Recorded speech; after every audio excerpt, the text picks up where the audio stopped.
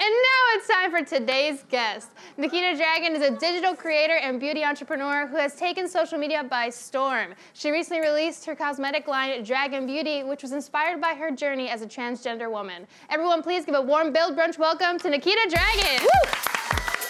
Oh my God. Yes. Work. Take your time, girl. Take your time. I'm gonna just kneel. Oh my God. Hello. How are you? Hello, beautiful. Best walkout we've ever had. Take your time. Oh my goodness. Hi, everyone. Hi. I heard it was brunch, so I had to serve a cute little meal moment. You know, brunch has been served. Okay. Oh my gosh, what is This, oh, you want to see it? Yes, please. You guys, this is my dragon egg. Can I open it? Pop it open, go ahead. Please see. Inside are my, thank you, Dragun Beauty. Just launched. I love this packaging. Unfortunately, just sold out, but you know, I'm working on more eggs, so I'm gonna start looking for more eggs. There's no room for eggs in there. Oh my God, you're like our Daenerys right now. Seriously? Yes. Mother of dragons. Mother of You know dragons. what? I've come here to conquer Westeros, conquer New York, conquer the whole world. That is so cool. Oh my gosh, this is gorgeous. Okay, so this is your own cosmetic line. Could you tell us about it, but tell us also, I want to know about the process of like going through and finding the exact right formula, like how, like I wouldn't even know where to begin. It was a process for sure. I definitely had to put my big girl panties on. I have been approached, obviously, in my journey by so many makeup brands to just slap my name onto something and sell it and get a cute little coin. But I really wanted to do this for me. This is 100% me. It's a trans-owned brand for trans people and for all people. And I think that's so important in, you know, our day and our world with all the craziness that's going on. And it was a really tough thing for me to do, but I've got there. And it's, girl, when I tell you, there are so many shades of orange. I have an orange color corrector in here, and I have a transformation face powder, and I just wanted to make something for absolutely everyone. And that's what I was able to do. All encapsulated in my dragon egg. Yes. And this is supposed to inspire people to live their fantasy. So how do you think this is going to empower people? Well, I think even, you know, me living my authentic life, me being this extra at, I don't even know what time it is in the morning, but it's pretty early, girl. You know, I think just allowing yourself to live beyond just life. You know, everyone can live life, and that's easy, but not everyone can live their fantasy. And when I say that, I mean, you know, your wildest dream, the thing that you think that you can't do, you know, that thing that you have to tell your grandma, no, grandma, I'm gonna be successful. Like, I'm not gonna have to be a stripper. I'm gonna follow my dream. I've said that a couple times. Right?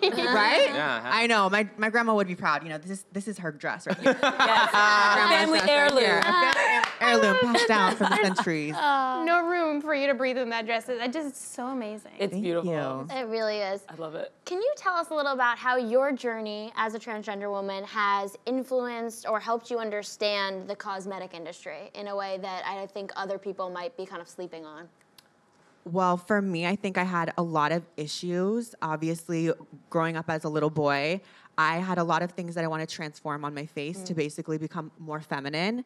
And I was obsessed with the idea of why is it that when you look at a male face, you think it's a boy? Or why is it that you look at a female's face? Like, what are the differences? So I was studying human anatomy and learning the bone structure of things. So I really have always used makeup in transformative ways. Yeah.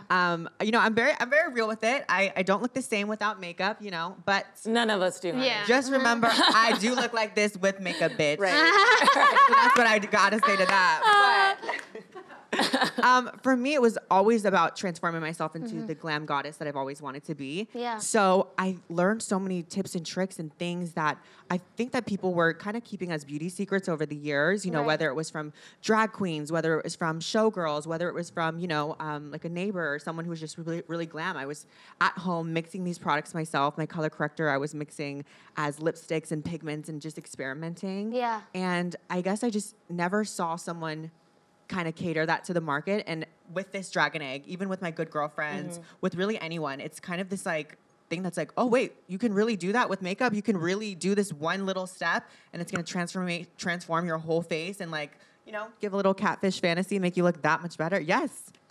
Yeah. And how has social media and being an influencer in that space impacted your career and your life? Because it's really given you this amazing platform. Yeah. I mean, honestly, I started this off pretty selfishly. I was just wanting to document my process in terms of transitioning. I had so many questions, and I've always had this kind of rebel mentality and wanting to show people, you know, that I could do it, that no matter what anyone said, that I could be that person that was gonna make the difference. So for me, with this platform, as it's grown over the years, as I've somehow remained myself, as I've not gotten lost in all the craziness, I think it would just be such a shame for me not to do something with it. You know, 5 million people around the world watching my stuff, looking at my snaps, looking at my cute little Tatiana moments, you know? And I want to impact more. You know, I want to stand for something. I want to change, if not just one person. So I think, you know, after all the things that I've done, I've really just opened people's eyes to what a trans person is really like. And obviously, yes, I'm trans, but that's not my entirety. You know, you're not just a woman. You're not just, you know, whatever.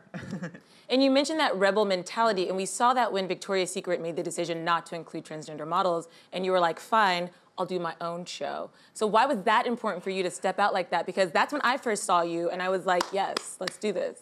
You know what? I was like, bitch. Yeah. You think that a trans girl, a plus-size girl, cannot sell the fantasy? Right. I was shook, to say the least. And so, but, you know, I could have just gone off on Twitter. I could have just made a whole little rant. But we see people just forget things in a week and on to the next topic. Yeah. So I truly wanted to show him and show the world that a trans girl can sell the fantasy. And so I recreated the Victoria's Secret ad campaign, their most popular one.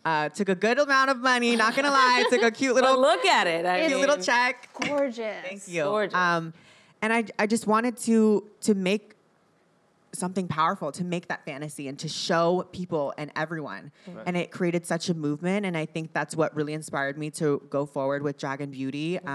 You know, I think the world is opening up and really needs stuff like this. I feel like what you're doing is so great is you're challenging institutions. I think often people don't need to be challenged. I think the beauty industry, Victoria's Secret, we kind of just embrace like what they deem as beautiful or right. So I applaud you for what you're doing. I think it's really important. Thank you so much. So you just said that you kind of became an influencer kind of selfishly, which I think a lot of us, I want to be. What advice do you give me or someone who wants to kind of become an influencer and Instagram and is trying to establish their brand? I would say, first of all, I think a lot of people are like, oh, I want to start. How do I start? Right. And I always just say, just go for it. Like you're never going to be prepared. You're never going to be ready. You're never going to have the right lighting or the right equipment or know all the right editing stuff. You just have to do it. And the second thing is, especially in the beginning, I was comparing myself a lot to people who have done this, and I wanted to emulate them, and I wanted to be just like them. And I think that when I authentically was true to myself and kind of created my own lane and kind of really just said fuck it to everyone, I noticed that people just started catching on. So I think, you know, obviously be smart about it, know what to do, but also I think people nowadays can sniff authenticity in a second. Yes. Right. And if you're just not yourself, girl, who else are you gonna be? Right. Who? I love that. And what's next for you? So you're doing the makeup, but like what else do you want to conquer? Well, I mean, obviously with this beauty line, I'm gonna be hatching some more eggs, despite my snapback that's going on in this tiny little dress right now. Like, woo.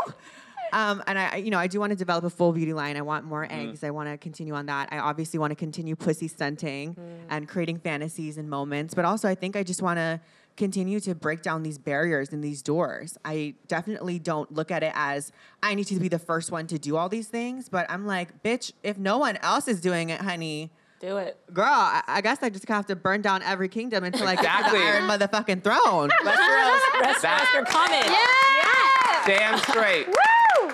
Oh my gosh, well, we cannot wait. We will be burning in the fire with you. Nikita, thank you so much for joining us. Thank you. Thank you guys for having me.